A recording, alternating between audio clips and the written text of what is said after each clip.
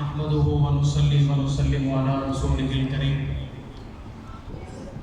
اما بعد فاعوذ باللہ من الشیطان الرجیم بسم اللہ الرحمن الرحیم قال اللہ تبارک و تعالی فی الکلام المجید لقد کان لکم فی رسول اللہ اسوۃ حسنہ قال اللہ تبارک و تعالی فی الکلام المجید تلک الرسل فضلنا بعضهم على بعض صدق اللہ العظیم وصدق رسولہ النبی الکریم ونحن على ذلك لمن الشاہدین والشاکرین والحمد للہ رب العالمین۔ نبی کے نام سے رونق ہے بزم عالم میں، نبی کے نام سے رونق ہے بزم عالم میں، یہ نام بست کو بالا مقام دیتا ہے، یہ نام باعث تسکین قلب مضطر ہے، یہ نام درد کے عالم میں غم دیتا ہے۔ انتہائی واجب الاحترام بزرگان دین، ہم عمر نوجوان دوستو، آج کی یہ شب برات، یہ بابرکت رات، اس میں اللہ رب العزت نے مجھے اور آپ کو ایک جگہ جمع ہونے کی توفیق عطا بخشی۔ میں مشکور و ممنون ہوں صمیم قلب سے، دل کی اتھاہ گہرائیوں سے اپنے ان اساتذہ کرام کا کہ جنہوں نے مجھے پڑھایا اور اس مقام تک مجھے پہنچایا جس کا میں کسی صورت بھی حقدار نہیں تھا۔ میرے استاد محترم قاری القرآ جناب قاری محمد عارف رحیمی صاحب، اور اسی طرح میں مشکور و ممنون ہوں امام مسجد حضا ہمارے مربی و محسن جناب مولانا محمد حکیم معین الدین صاحب، اور اسی طرح قاری طارق صاحب اور قاری صدیق احمد صاحب۔ اللہ تعالیٰ ان کی زندگیوں میں برکتیں عطا فرمائے۔ میں زیادہ وقت چونکہ آپ کا نہیں لینا چاہتا، میں مختصر وقت کے اندر مختصر انداز سے مختصر سی بات آپ کے گوش گزار کرنا چاہتا ہوں۔ میرے دوستو،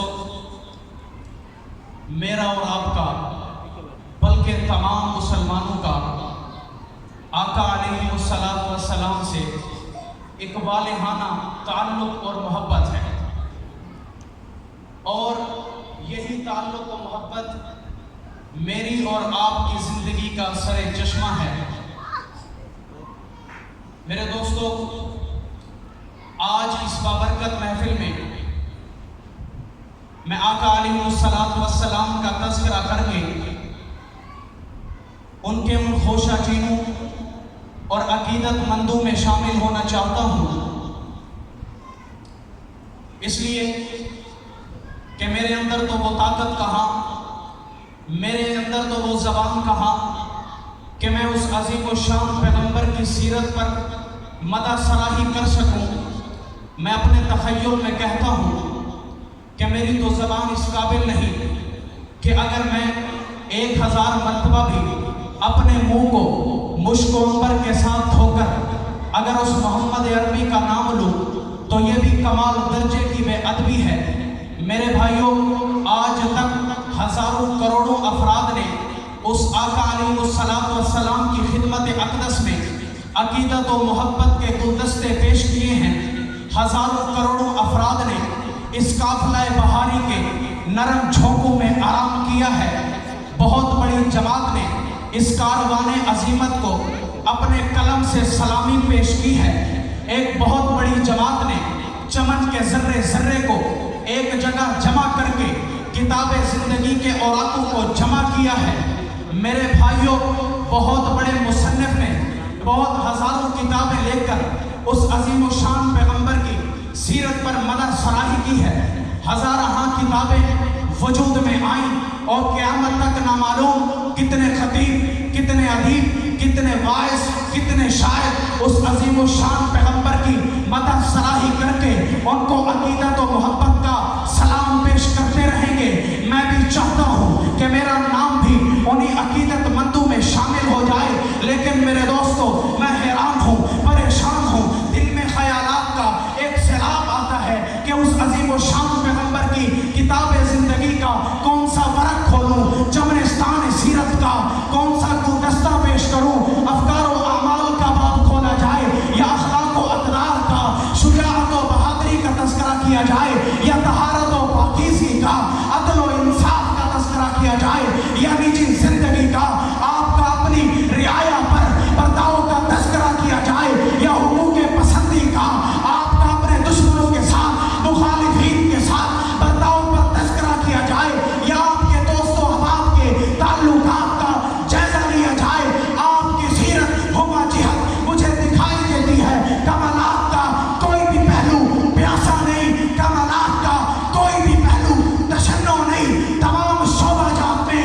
اس آقا علیہ الصلوۃ والسلام کی سیرت جھلکتی ہوئی، مہکتی ہوئی، دمکتی ہوئی نظر آتی ہے۔ میرے دوستو، آپ کی سیرت تہذیب و تمدن، معاشرت و اخلاق، سیادت و قیادت، امامت و حکومت، عمارت و حکومت اور عدل و انصاف، کمال علم اور کمال اخلاق کا مجموعہ نظر آتی ہے۔ اس مقدس ذات نے 23 سال کے مختصر ترین عرصے میں ایک حیرت انگیز انقلاب برپا کر کے عالم اسلام کا انتشار ختم کر دیا، انسانیت کا بحران ختم کر دیا۔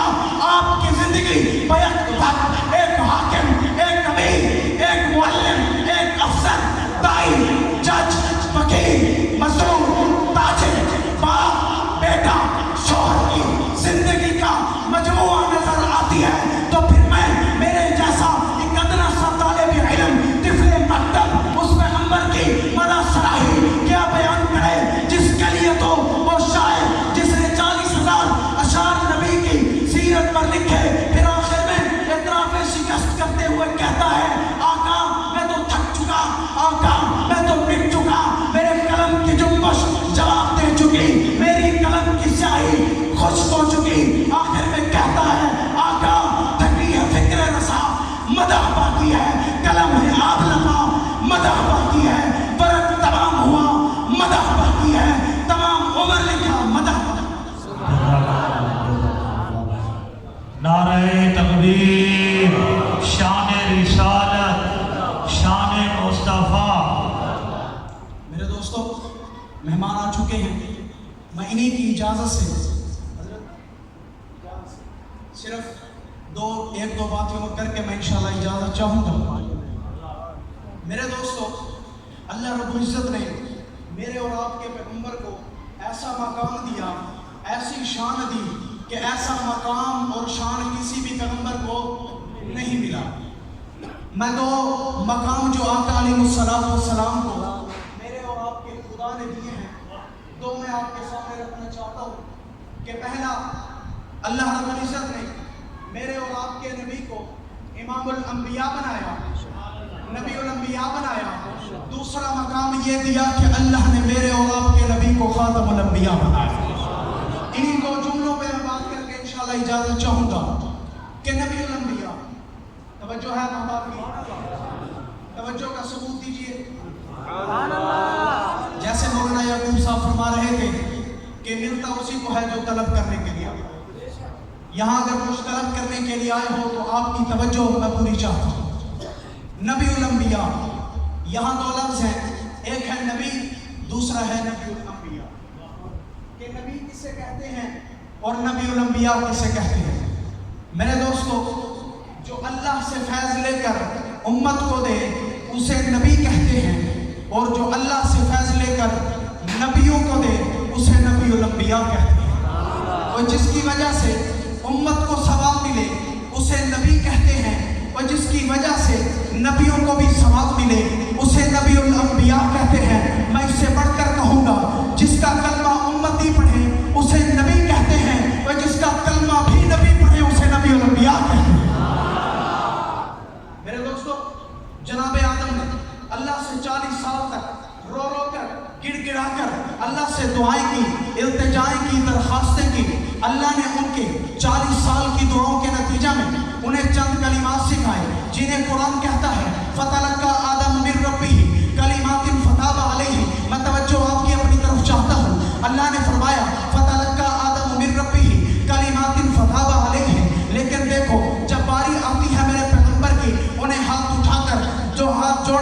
गिड़गिड़ा कर दुआएं करने की जरूरत नहीं पड़ती, बल्कि अल्लाह खुद ऐलान फरमाते हैं इन्नका लतुलक्कल कुरआन मिन लदुन हकीमिन अलीम। ऐ पैगंबर, हमने तो तेरे दिल पर पूरे 30 पारों को उतार दिया है। और जनाब इब्राहिम अल्लाह से महवे दुआ होती हैं, भला तुखज़िनी यौम युबअसून, ए अल्लाह मुझे क़यामत के दिन रुस्वा मत करना। लेकिन देखो मेरे पैगंबर के शान की तरफ अल्लाह मेरे पैगंबर के लिए ऐलान फरमाते हैं यौम ला युख़ज़िल्लाहु नबिय्या, ऐ पैगंबर हम तुझे क़यामत के दिन कभी रुस्वा नहीं करेंगे। और जनाब यहया के लिए अल्लाह ने आर्डर फरमाया, अल्लाह ने कुरान में जिक्र किया फ़अतैनाहु मिन लदुन्ना फ़ज़क्का, ऐ यहया मैंने आपको अपनी तरफ से पाकीज़ा मुतहहर मुअम्बर बना दिया है। लेकिन मेरे दोस्तों मेरे पैगंबर का शान देखिए, अल्लाह खुद ऐलान फरमाते हैं वयुज़क्कीहिम, ऐ पैगंबर आपको पाक करने की जरूरत नहीं, बल्कि आप तो खुद इन गुनाहगारों को पाक करने के लिए आए हो। तो फिर मुझे कहने दीजिए कि जनाब आदम नबी मेरे नबी नबीउल अंबिया, जनाब इब्राहिम नबी मेरे नबी नबीउल अंबिया, जनाब यहया नबी मेरे नबी नबीउल अंबिया, इसी को देखकर इस शान को देखकर मकाम को देखकर मेरा तखय्युल यूं कहता है कि हर इब्तिदा से पहले हर इंतहा के बाद ज़ाते नबी बुलंद है, ज़ाते खुदा के बाद दुनिया में जिस कदर एहतराम के काबिल है लोग, मैं सभी को मानता हूँ मगर मुस्तफ़ा के बाद।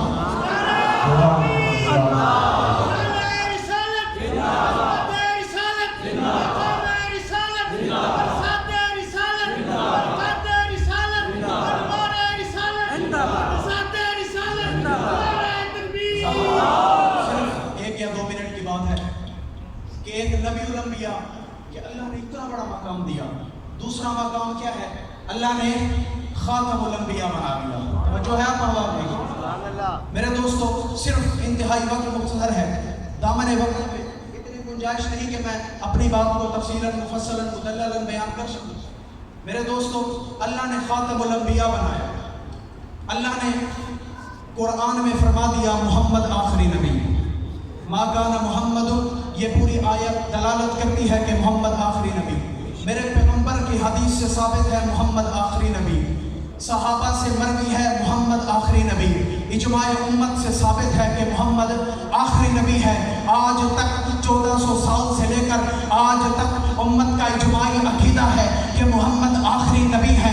लेकिन मेरे दोस्तों मैं कहना ये चाहता हूँ, इस कती दलाइल और नसूस के होने के बावजूद, कुरान में खत्म नबूवत का तज़किरा होने के बावजूद, हदीस में तज़किरा होने के बावजूद, इजमाए उम्मत से साबित होने के बावजूद, कादियान में उठने वाला एक गाना बेईमान भैगा किस्म का आदमी, बेईमान किस्म का आदमी, नाउज़ुबिल्लाह नकले कुफ्र नवाशिद, वो कहता है कि मोहम्मद आखिरी नबी नहीं।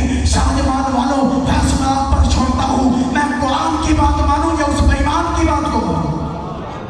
बात किसकी मानी जाएगी भाई? कुरान की मानी जाएगी। इसलिए कि अल्लाह ने ये ऐलान फरमा दिया है कि मेरे यहाँ मकबूल सिर्फ वही अमल है, वही दीन है जो मोहम्मद मुस्तफ़ा लेकर आए हैं। कहो बेशक। मेरे यहाँ मकबूल सिर्फ वही अमल है जो मोहम्मद मुस्तफ़ा लेकर आए हैं। अगर कोई इंसान इस रास्ते को छोड़कर किसी दूसरे रास्ते पर जाता है, उसका वो अमल काबिल कबूल नहीं, उसके मुंह पर दे मारा जाएगा। इसी तरह अगर कोई इंसान यूँ दावा करे कि मैं तो मुसलमान हूँ, मैं तो मोमिन हूँ, बड़े बड़े दावे करे, बड़े बड़े चैलेंज करे, लेकिन वो साथ यूँ भी कहे कि मैं कुरान को नहीं मानता या वो कुरान को गलत कहे, मेरे दोस्तों वो भी मुसलमान नहीं, वो भी दार इस्लाम से खारिज हो जाएगा। इसी तरह अगर कोई इंसान ये दावा करे कि मैं तो मुसलमान हूँ, मैं तो मोमिन हूँ, लेकिन वो साथ यूँ भी कहे कि मैं मोहम्मद मुस्तफ़ा को नाउज़ुबिल्लाह मिन ज़ालिक, मैं आखिरी नबी नहीं मानता, नबी और खातम नहीं मानता, तो फिर मैं बड़े स्टेज पर बड़ी जिम्मेदारी के साथ अपने अकाबिर उलमाए हक उलमाए देवबंद की मौजूदगी में ये कहना ये चाहता हूँ कि फिर वो इंसान दज्जाल हो सकता है, कादियानी हो सकता है, बेईमान हो सकता है, खबीस हो सकता है, वो मोहम्मद मुस्तफ़ा का ना गुलाम हो सकता है ना मुसलमान हो सकता है। इसकी तायद करते हो कि खत्म नबूवत का मुनकर बुलंद आवाज से, ताकि बेईमानों तक बात पहुंचे कि मोहम्मद की नबूवत खत्म नबूवत को नहीं मानने वाला दायरे इस्लाम से खारिज है और हम उसको किसी सूरत की तस्लीम नहीं कर सकते।